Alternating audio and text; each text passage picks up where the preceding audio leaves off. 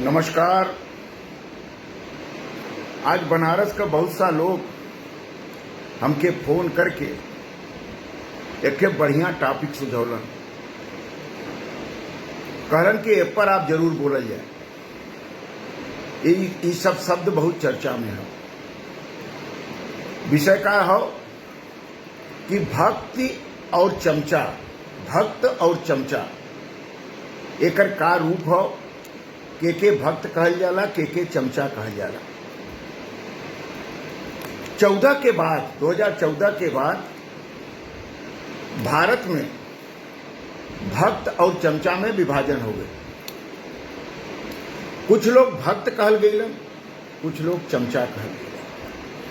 और 14 से 2020 तक मतलब 8 साल तक भक्त और चमचन का संघर्ष बहुत तेज बा। इस कोरोना के लॉकडाउन में कोरोना पर भी भक्त और चमचन का विवाद का बाढ़ आयल बा। कोई के भक्त कहत बा, कोई के चमचा कहत बा। तो हम सोचली कि कोरोना के लॉकडाउन में सब संकट में बा, सब परेशान बा, सब घरे में बंद बा, कोई सड़क पर निकलत नहीं बा। ते एमे भक्त और चमचा का संदर्भ है। तब हमके समझ में ये आए कि चमचा लोग कोरोना के ठीक मानत हुआ। चमचा लोग कोरोना के कहत हुआ कि कोरोना के महामारी में कोनो काम करे के जरूरत नहीं है, कोरोना आई और चल जाई। एमे जौन हो पैसा कमाई जौन बंद हो गई लो, ओके पैसा कमाई जारी रहे के चाहिए। भक्त कहत हुन कि कोरोना से महामारी में जीवन बचावल बहुत जरूरी बा। तो ये संघर्ष चलत बा। तो हम खोजली कि एकर सांस्कृतिक और अकादमिक रूप का हो सकला। एके हम भोजपुरी में हम थोड़ा सा प्रयास करे चाहते, सुना लो। भक्त जौन शब्द हो वो भज धातु से बनल हो। संस्कृत में भज धातु होला, उससे भक्त बनल हो। भज धातु का अर्थ होला सेवा करल और कोई के भजल। ये भज धातु का अर्थ है। भक्ति में तृप्त का भाव होला। भक्त लोग तृप्त रहला। भक्त लोगन का जीवन, भक्त लोगन का संस्कार और भक्त लोगन का इतिहास वैदिक काल से आगे बढ़ल। भक्तन का साधन और साध्य इक्के होला। भक्तन में समरसता का भाव होला, एकात्मकता का भाव होला, भ्रातृत्व का भाव होला और सेवा का भाव होला। भक्त लोग का करलन, अपने के कोई व्यक्ति पर, कोई देवता पर, कोई नेता पर अपने के समर्पित कर देलन। उनकर भाव निस्वार्थ होला, उनसे कुछ चाहलन नहीं, लेकिन उनके देख के प्रसन्न होलन, ऐसे ओकर नाम जपल करलन, ओके गुण के बतावल करलन। भक्त लोगन के ही काम हो। हर भक्त के हर कुछ मिल जाए ये संभव नहीं बा। हर भक्त जो ना कोई अपेक्षा भी नहीं कराला। भक्तन के इतिहास के बारे में बहुत संत महात्मा बोलन। रामानुज बोलन, मध्वाचार्य बोलन, निम्बार्क बोलन, दयानंद कहलन जैसे आग में जाए से पहले नम जौन हो उष्णता में बदल जाला, नमी खत्म हो जाला, आग का अग्नि का महसूस होला, ताप का महसूस होला। वैसे ही भक्त के का जौन अंदर का नमी हो, जो अंदर का नमी रूपी भाव हो, वो जेकरे प्रति भक्ति करलन या भक्त बनन, उनमें उष्णता का भाव आ जाला। मतलब वो प्रेरणा प्राप्त कर लेला, मतलब उनकर उत्साह बढ़ जाला, मतलब उनकर काम करे के शक्ति बढ़ जाला। ये भक्तन का स्थिति हो जाला। ऐसा नहीं है कि हिंदू धर्म में ही भक्त और भक्ति भाव का प्रमाण मिलला। ईसाई धर्म में भी भक्ति भाव हो, वो भक्तन के पिता के रूप में मानल जाला। भक्त केकर करी भक्त ही पिता का करी, मतलब ईसा मसीह हमारे पिता हुवन, हम उनकर भक्त ही करत। इस्लाम में भी भक्ति का भाव। इस्लाम कहला कि अल्लाह का सब बंदे हुआ, बंदे में भक्ति का भाव। अब देखा नारद भक्ति सूत्र हो, बड़ा प्रसिद्ध ग्रंथ हो। सांडिल्य भक्ति सूत्र ओके बड़ा पसंद है, वल्लभ भक्ति सूत्र वो बड़ा प्रसिद्ध है। तो इधर सूत्र जो मिलल हो, इस सूत्र में भक्त लोगन का बहुत चर्चा हो और भक्ति का कई भाव पैदा भइल। सुबोधिनी टीका एक हो, सुबोधिनी टीका में एक बहुत अच्छा श्लोक हो। उस श्लोक का हो, सवै पुंसाम परो धर्म, सवै पुंसाम परो धर्म यतो भक्ति रथोक्षजे, रथोक्षजे अहेतुक्य प्रतिहता ययात्मा सब प्रसिद्धति। ये भाव एकर अर्थ का भइल, हेतु रहित बिना कारण के निष्काम भाव से, एक निष्ठता से, अनवरता से, प्रेम से अगर कोई भक्त भक्ति करत बा कोई का, तो ओके कहल जाला भक्त। नारद सुबोधिनी टीका ही कहता हो कि भक्त लोग भक्ति करल पुरुषन का धर्म हो। माई का भक्ति करे, पिता का भक्ति करे, पत्नी का भक्ति करे, बेटा बेटी का भक्ति करे, दादा का भक्ति करे, दादी का भक्ति करे, अपने 7 पीढ़ी का भक्ति करे, ये ओकर धर्म है। देवता का भक्ति करे, नदी से भक्ति करे, वृक्ष से भक्ति करे, पहाड़ से भक्ति करे, कीट पतंगन से भक्ति करे, गाय से भक्ति करे, जीव मात्र से भक्ति करे। इस सुबोधिनी टीका भक्ति का परिभाषा बतौले हम। भागवत में 9 भक्ति का वर्णन, 9 प्रकार का भक्ति होला। वो कौन कौन भक्ति हो वो भागवत बतावा था। श्रवण कीर्तन विष्णु श्रवणम पाद सेवनम, श्रवण कीर्तन विष्णु श्रवणम पाद सेवनम, अर्चनम वंदनम दास्यम साख्यम महात्म निवेदनम। ये 9 प्रकार का भक्ति जो न भागवत बतौले है। भक्ति जो न भक्त लोग तर्क पर काम नहीं करल, विवेक पर काम नहीं करल, अपने एकनिष्ठ भाव में विवेक का प्रयोग करते हुए श्रद्धा पूर्वक विश्वास करलन। भक्ति में प्रेरणा का भाव होला, भक्ति में ज्ञान का भाव होला, भक्ति में कर्म का भाव होला, भक्ति में हृदय का स्पंदन होला। ये भक्ति का परिभाषा हो गया। तो वैदिक काल से लेकर के आज तक भक्त और भक्ति भाव का प्रचार भारत में खूब रहा। हम गांधी का भक्त हो सकीला, हम तिलक का भक्त हो सकीला, हम अरविंद और सावरकर का भक्त हो सकीला। अब ये भक्त का भाव हम मातृभक्ति मातृभूमि का भक्त हो सकीला, हम अपने देश का भक्त हो सकीला, होकर भक्ति कर सकीला, हम अपने परिवार का भक्त हो सकीला, हम अपने जोने देवता का आराधना करीला ओकर भी भक्त हो सकीला। जैसे हम भक्त हैं, हम संकट मोचन जी का भक्त हैं, हम भारत का भक्त हैं और हम भारत के जनता के 130 करोड़ लोगन का भी भक्त हैं और हम नेतृत्व का भी भक्त हैं। तो हमरे भक्त का मतलब का भाई कि हम नेतृत्व से का चाह, हम देवता से का चाह कि हमके कल्याण कर। हम कल्याण, भक्ति में कल्याण भाव होला, कोनो निश्चित उद्देश्य नहीं होला। जे कल्याण भाव छोड़ के भक्ति करला वो भक्त नहीं हो। जे स्वार्थ में भक्ति करला ओके फल नहीं मिलला। ये नारद भक्ति सूत्र कहत बा। तो अब भक्ति का जो इतना दार्शनिक व्याख्या भइल हो, ये दार्शनिक व्याख्या के अगर आज के भक्तन से जोड़ देवल जाए, ये भी कहल गई कि भक्त का अलग अलग युगन में अलग अलग रूप हो। सतयुग आयल ओ में भक्त का अलग रूप हो, रजस युग आयल ओ में भक्त का अलग युग हो, और आज के कलयुग में भी भक्त का अलग रूप हो। लेकिन भक्त का आधार एक हो, रूप बदल सकला। आधार का हो, एक निष्ठा पूर्वक, समरसता पूर्वक, सौख्य भाव से, मित्र भाव से, समर्पित भाव से, अपने को आत्मसमर्पित करे के भाव से समर्पित हो जाना कोनो चीज पर, कोनो व्यक्ति पर, कोनो देवता पर, प्रकृति के कोनो तत्व पर, ओके कहल जाला भक्ति। लेकिन अब हम चमचा खोजे चलली, तब वैदिक युग में चमचा तो मिलल नहीं। न नारद चमचा का बात कैलक, न गीता चमचा का बात कैलक, न रामायण महाभारत चमचा का बात कैलक, चमचा का बात कैलस नहीं। जब चमचा खोजे चली तो अलबतूनी ने चमचा शब्द का उपयोग कैलस, तो उस राजा के संदर्भ में, सम्राट के संदर्भ में चमचा का उपयोग कैलस। चमचा के हो?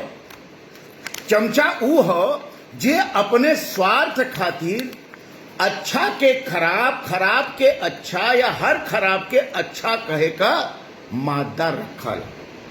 चमचा कोई परिवार का हो सकाला, चमचा कोई विचार का हो सकाला। अब कांसी राम जी चमचा युग नामक किताब लिखलन, गांधी के युग के वो चमचा युग कहतुन कांसी राम जी, उनकर अपन भाव। लेकिन ये चमचा जो शब्द आयल हो, ये शब्द जो न कोई भी व्यक्ति, संस्था, परिवार के आंख मून करके जी हजूरी करल ओके चमचागिरी कहल जाला। ये ऑक्सफोर्ड डिक्शनरी में लिखल है कि चमचागिरी का मतलब, चमचा का मतलब आंख बंद करके कौनो बात के हाँ हाँ करना, हाँ हाँ करना चमचा हो। चमचन का आपन विवेक नहीं होला। चमचा सिर्फ आंख लगोले रहला कि हम कौने विधि से चमचागिरी करी जैसे हमके लाभ हो। भक्त जो ना लाभ नहीं चाहला, चमचा लाभ चाहला। अब चमचागिरी से का होला? ये कर नकारात्मक पक्ष भी है, कर सकारात्मक पक्ष भी है। लोग कहलन एक साहित्य हो चमचा साहित्य, ओमें लिखल है कि हर व्यक्ति स्वभाव से चमचा होला। जैसे हमहू चमचा हो सकीला, आपो चमचा हो सकला। चमचा ऐसे हो जाला कि हमके हमार उत्थान चाहिए। अब कोई अधिकारी बिना चमचागिरी के कोई के कुछ देला नहीं। चमचागिरी उनमें भक्तिभाव नहीं होला, चमचागिरी उनमें उद्देश्य होला, संकल्प नहीं होला। उनमें उद्देश्य मतलब हमके ही चाहे के हो, हमके ही पावे के हो। जब पावे के हो तो ओकर जी हजूरी करे के पड़ी।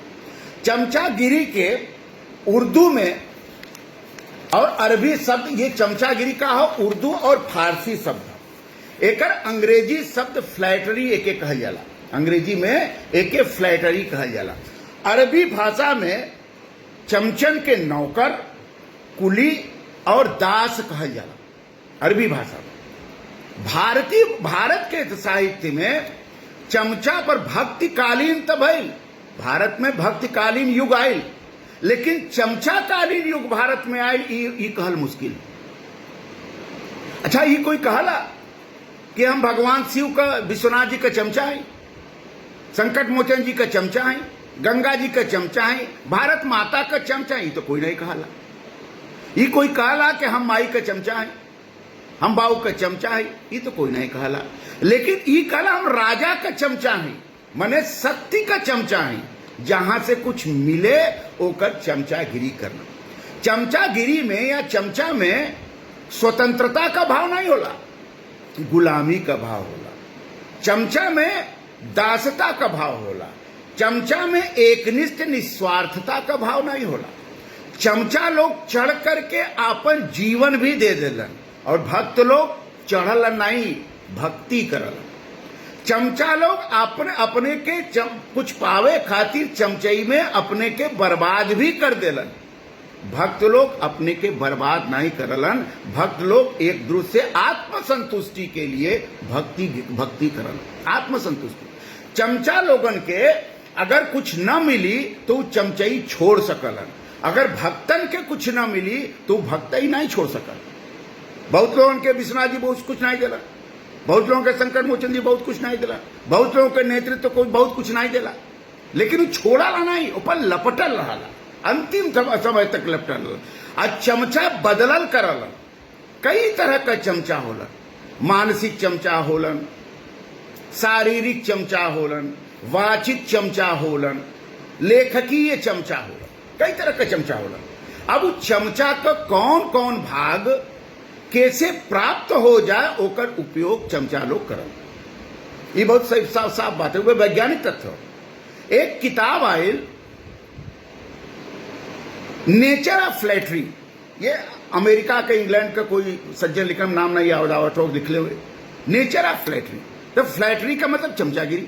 तो नेचर ऑफ फ्लैटरी में वो बतौलन कि चमचागिरी सब नहीं कर सकला, चमचा बने खातिर एक स्पेशल ट्रेनिंग होए के चाहिए। चमचा बने के खातिर अपने लक्ष्य के प्रति समर्पित होए के चाहिए।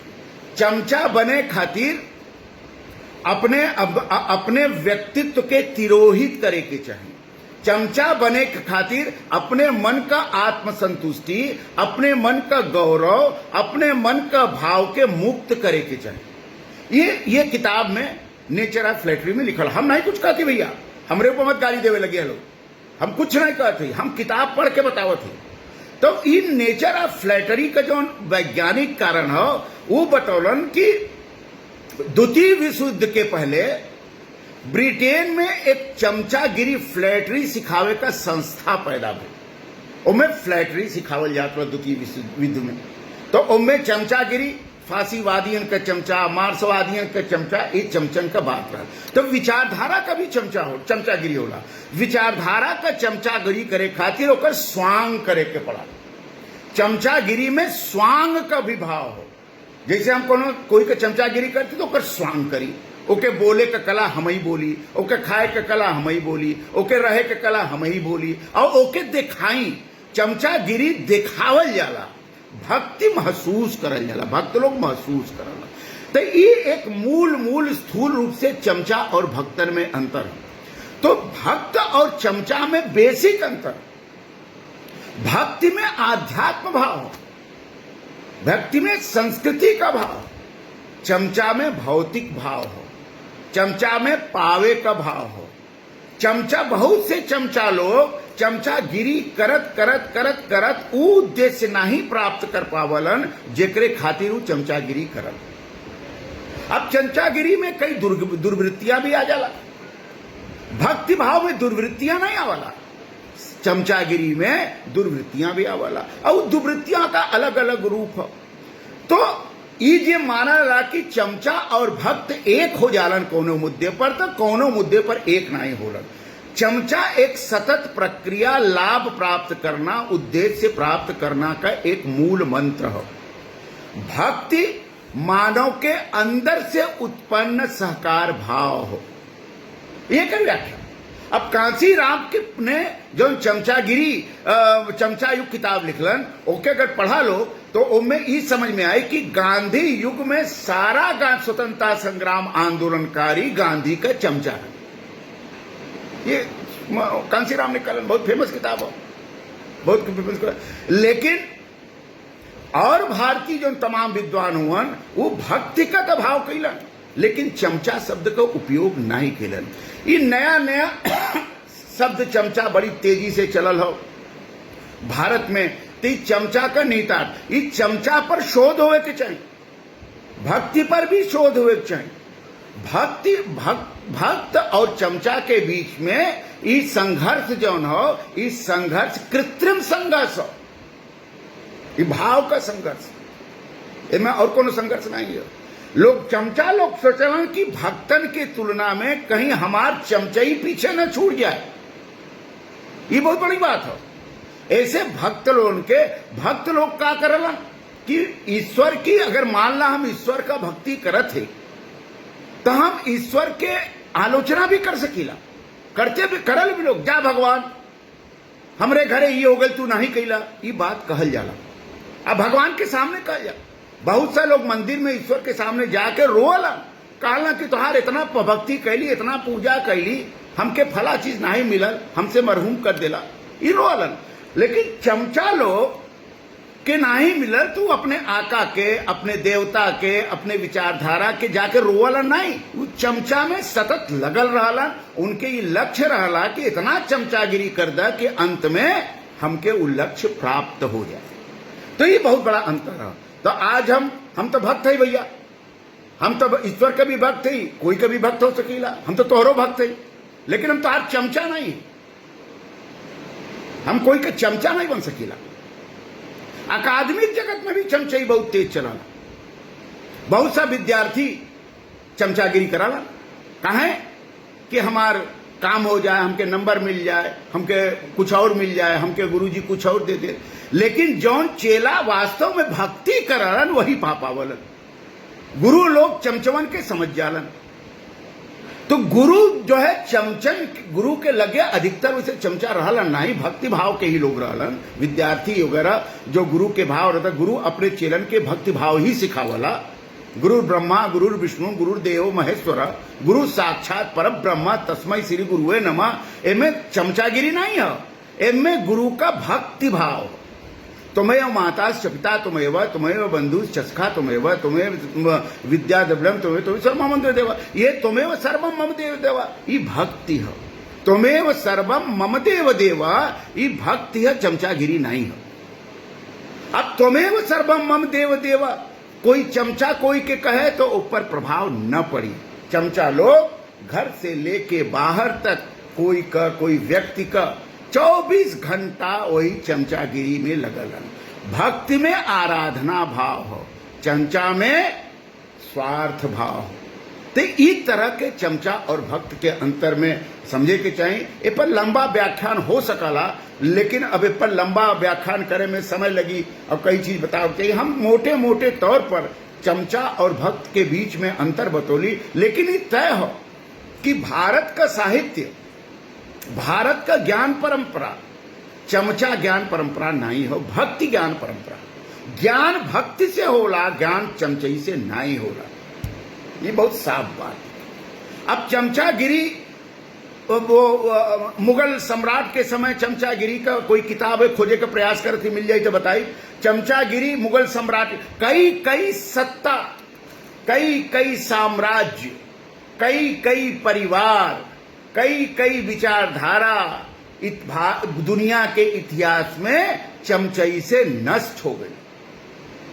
भक्ति से कोई देवता नष्ट नहीं भय, भक्ति से कोई व्यक्ति नष्ट नहीं भय। हम गांधी का भक्त है तो गांधी नष्ट थोड़ी ना हो गई। अब चमचाई करी तो ठीक नहीं हो। गांधी का कोई चमचा नहीं कहा, गांधी का भक्त कहा। पृथ्वी हमार माता तो ओकर हम भक्त है, चमचा नहीं। कहने से हमके सिर्फ स्वार्थ नहीं लेवे के, चमचा में सिर्फ और सिर्फ स्वार्थ का भाव हो। अब उस स्वार्थ कई तरह का होला, कितने प्रकार का होला, ये अलग बात है। तो ये छोटा छोटा चीज हम सोचली कि तो थोड़ा सा लोग कहलन तो हम कली थोड़ा बता दा, ताकि ए पर मंथन हो, ए पर टिप्पणी करा, ए पर आलोचना करा, ए पर हमके गाड़ी भी दे सकल लोग। गाड़ी दा, खूब दा गाड़ी देवल भी भक्तई हो, चमचागिरी नहीं हो।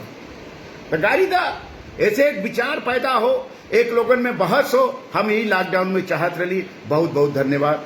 जय हिंद, जय भारत, जय काशी।